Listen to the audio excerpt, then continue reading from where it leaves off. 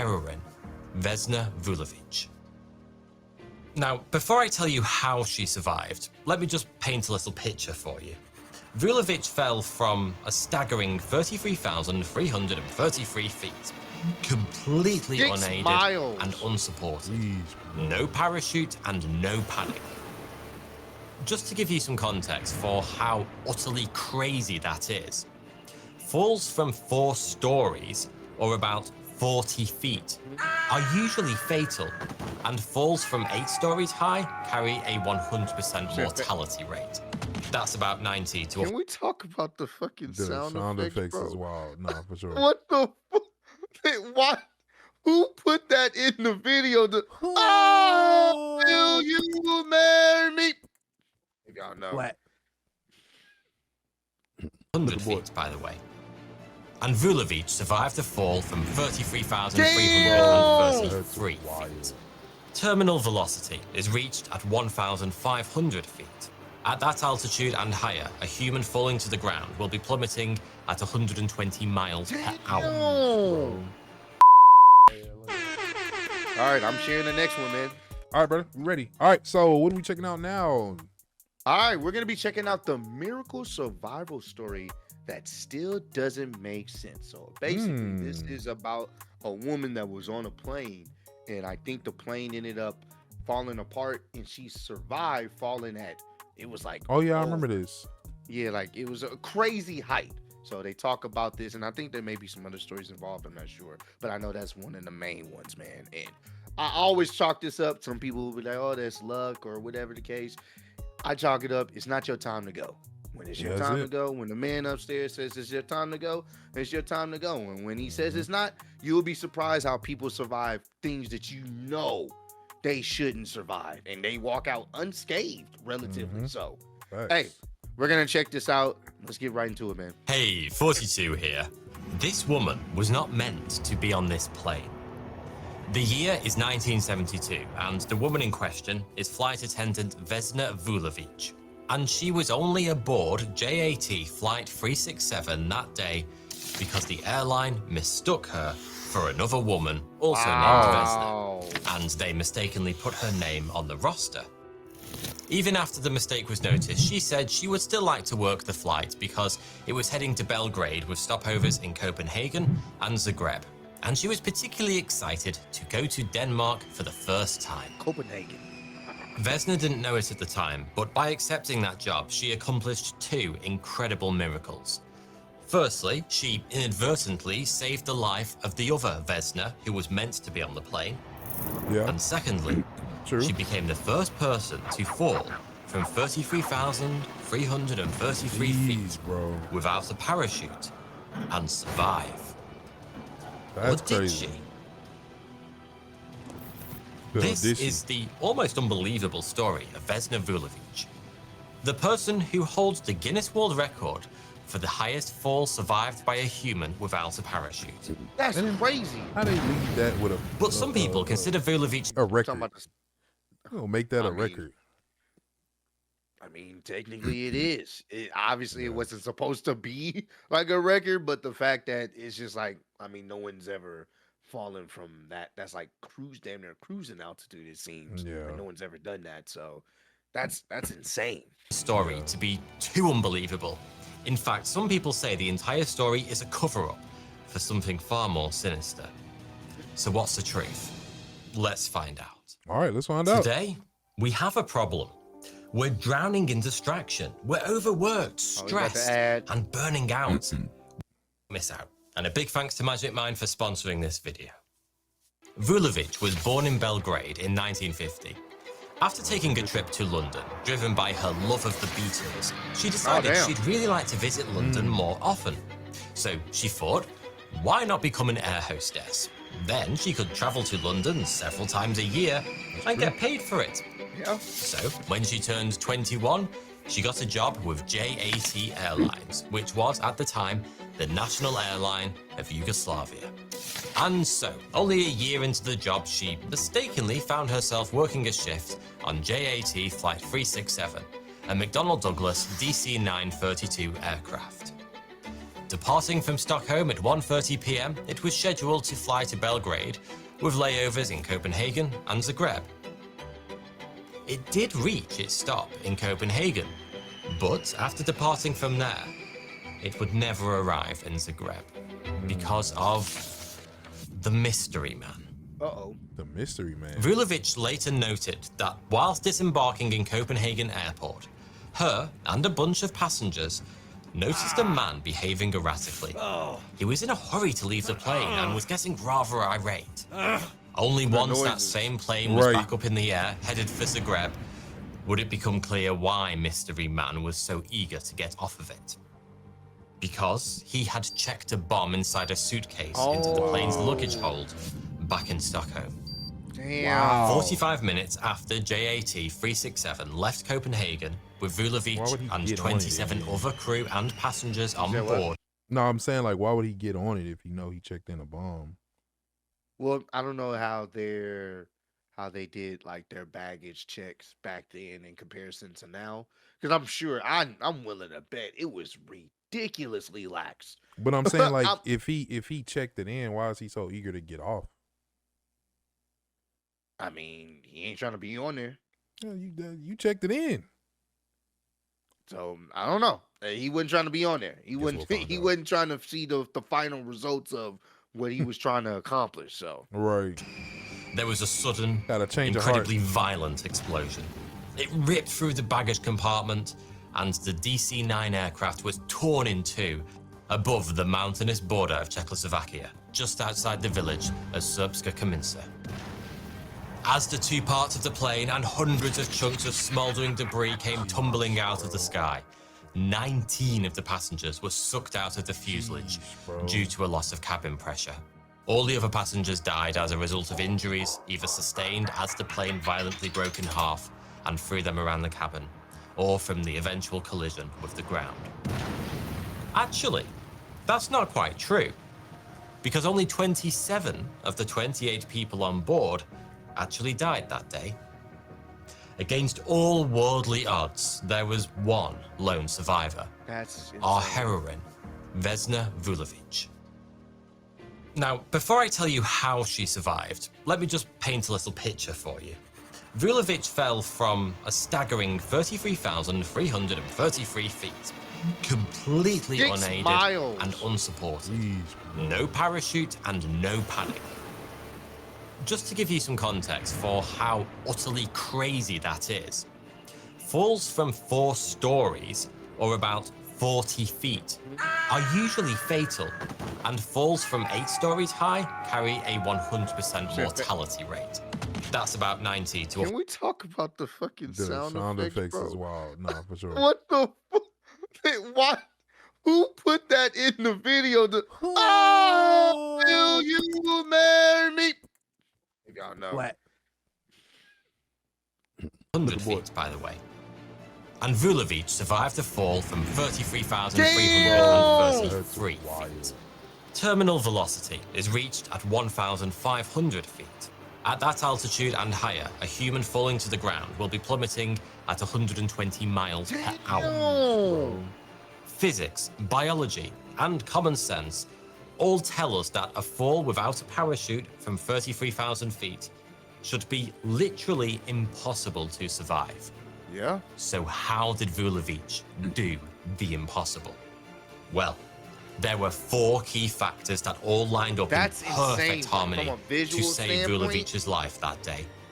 And had any one of these 4 things not been true, it's almost certain that she would have died.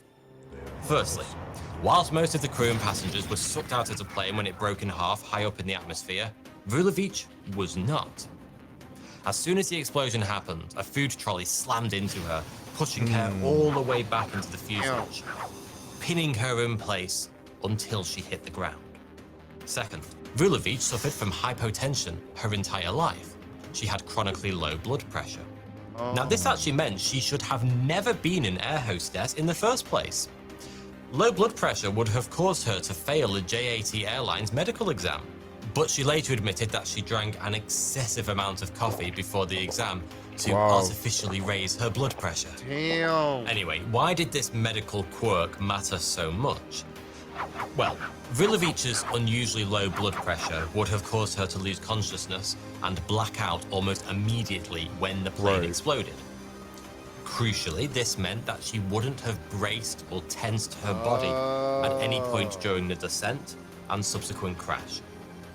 Being unconscious and muscle relaxed would have protected her vital organs to some extent. And that's why they usually say when people are like, when people drive drunk, a lot of times if they have head-on collisions or hit people, they're usually the ones that end up surviving because they're laxed. Their muscles are relaxed. They're not tensed up when something happens. But the person that ends up usually getting hit, a lot of times they suffer, severe or fatal injuries because they see it. So your instincts naturally, your body tenses up, and when you tense up, that's when you suffer more damage. So the fact that she ended up passing out aided to her surviving, because anyone else, they would have immediately tensed up because, like, bro, you're watching yourself fall 30,000 feet. There's nothing you can really do about that at that point. I think it was a similar situation with the person getting taken out by like a tornado, and they were just they had got hit unconscious, and then their body just got thrown far, but they were still good because of that same thing there. They was just, their body was lax because they was unconscious. It's crazy how the body can sometimes aid you, but it sometimes hurt you in the same sense in extreme situations. And the low blood pressure would have also prevented Vulovic's heart from exploding upon impact with the ground. Damn. The third factor in her survival was, of course, the landing itself. The fuselage, with Vulovic still pinned inside, happened to fall upon a steep mountain slope that was blanketed in a dense woodland covered in snow.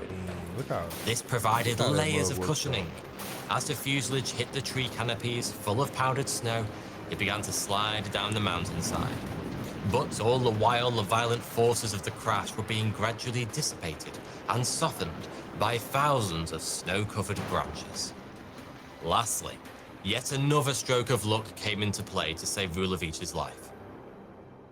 Despite being pinned in place by a food trolley, having low blood pressure, and the impact being cushioned by the winter wilderness, the crash was still incredibly violent, and the forces that had been exerted on this poor 22-year-old slender frame were extreme and should have been deadly.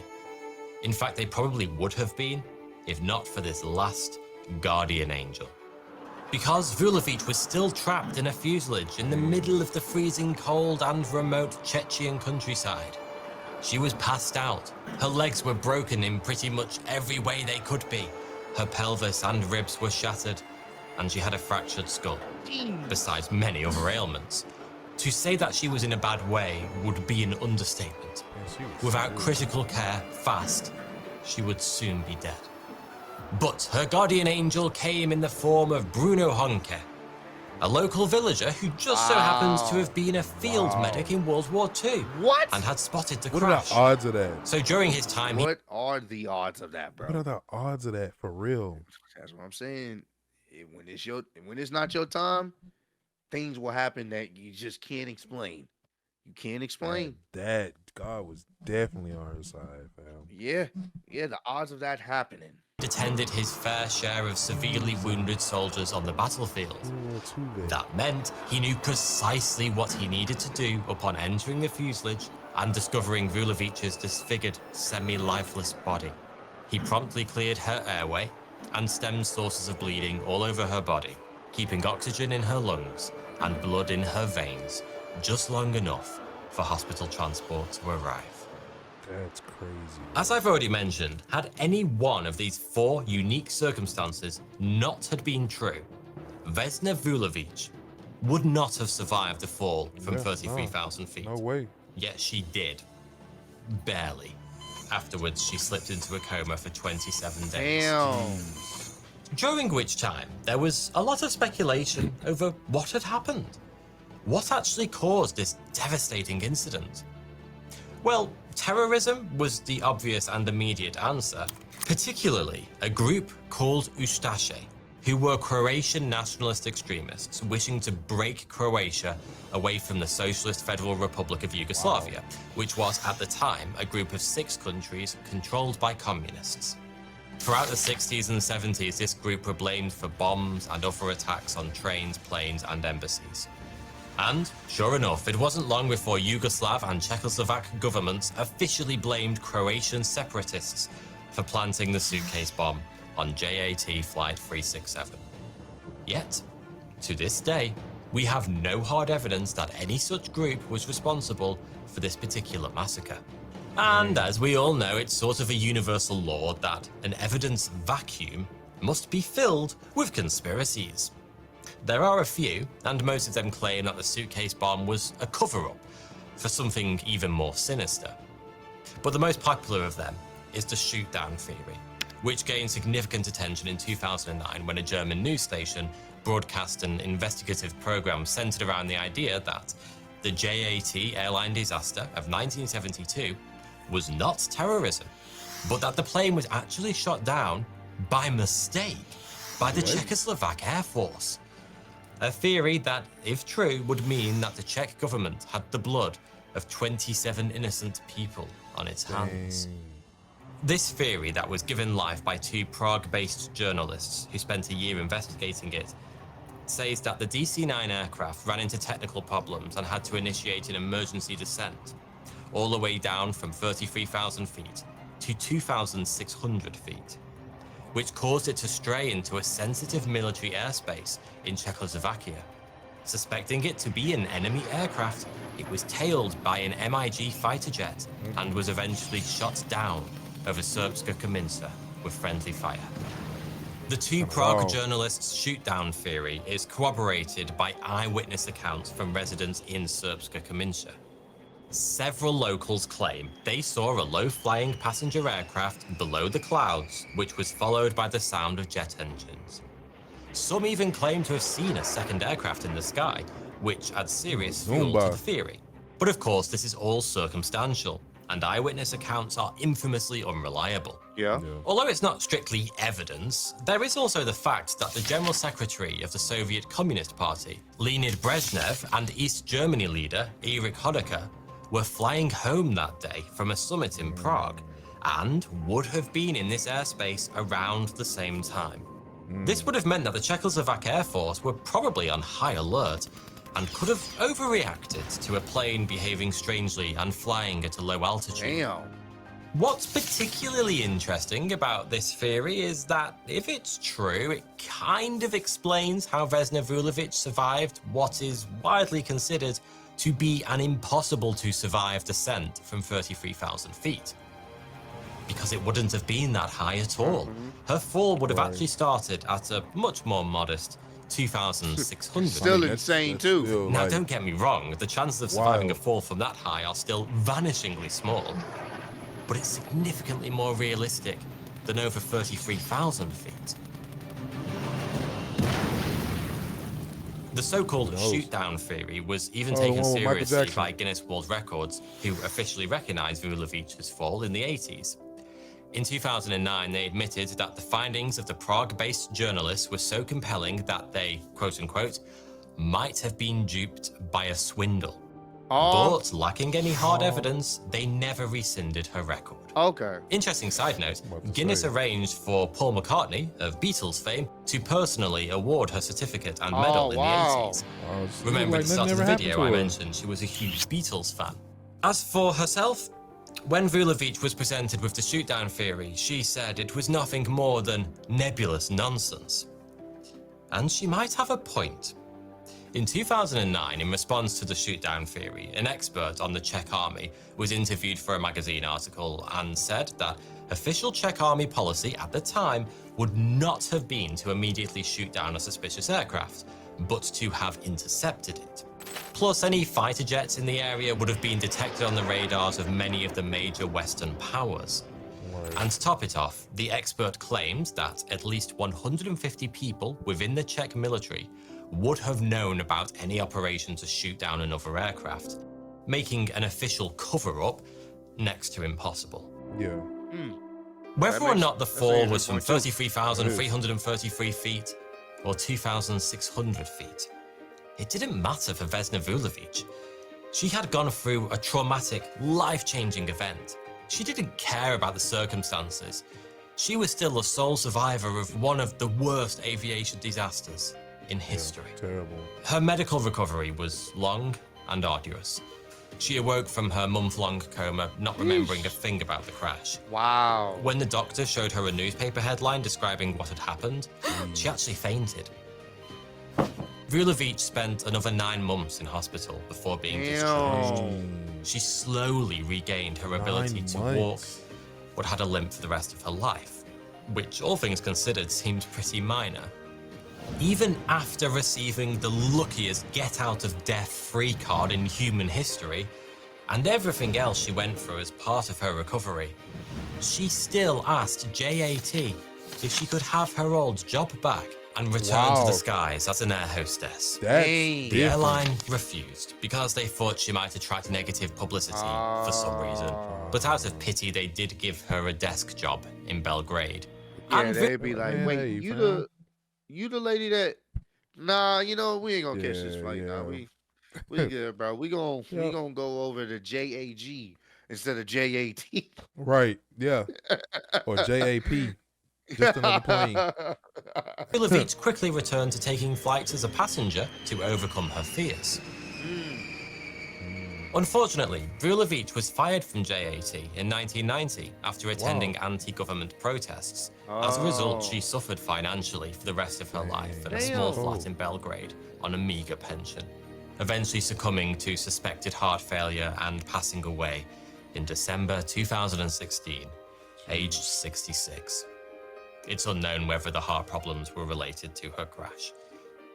But if you ask me, to walk away from an unaided fall from 33,000 feet and live another 44 years with relatively few complications is nothing short of a miracle. Yeah, rest in peace to her, man. Now, I mean no disrespect when I say that after her crash, Vulovic lived a fairly unremarkable life. She turned down numerous media appearances, including Oprah and the BBC. The most recognition she received, aside from her Guinness World Record, was from a song dedicated to her by an obscure Serbian folk singer, Miroslav Ilic. But I think her guarded lifestyle was by design. Vesna Vulovic never sought fame. Through great tragedy and unfathomable odds, fame found her. She became a recluse in her later years, resorting to cutting her own hair to avoid trips outside, likely because of the attention. All Vulovic ever wanted to do was travel the world and get paid whilst doing it. And honestly, what I feel when I read her story is a twinge of sadness. That she only got to live that carefree lifestyle for a few short months in her youth. Whether she was happy about the fame her personal miracle brought her or not, one thing is for sure, she is truly an enigma in the tapestry of human tragedy. And she forged a record that, I have a sneaky feeling, will never be broken. Thanks for watching. Hey, man. Jeez, bro. That's crazy, man. No, that was a definitely crazy one, man. Yeah, for sure. Like I said, bro, when it's your time, it'll be your time. But if it's not, you will be surprised how things happen and play out in ways that just science and technology just can't explain. You know, and that's why, you know, glory be to God. You feel me? Absolutely. You know? Like it's amazing that she was whatever the height it was, the fact that she was able to survive that, and she was the only one to survive that and live well after that. It's a testament, man. Yeah, bro. Nah, it is. It is. So that'll make you believe and want to crack open and try to learn more. I don't know what else will, but hopefully y'all enjoyed the video, man. That was definitely interesting. Definitely rest in peace to her, man. I know she for sure wanted to live out her dreams, but you know, things happen sometimes the way they do. And you know, one thing was something like this could probably and most likely touch somebody else's life. To see what she went through and then still end up having to recover almost a year within the hospital, bro. Like that's definitely a story that could have shook somebody else's life up and changed them. But man, hope y'all enjoyed it. YouTube. We live right now with Twitch and Patreon, man. So, man, y'all want to rock out with us during the week and check out some reactions to whatever videos we doing when we're reacting. Pull up on us during the week, man. But continue to spread love, be love, and we catch you folks later, YouTube. Peace. Peace. The bitch is from Houston. If you got a problem, then we got the solutions. And there's no illusion. I made this shit happen, I'm living life lucid. I'm switching my strategies. Now they hate on me cause I'm causing casualties. But why are they after me? Deep inside they know they can't handle half of me.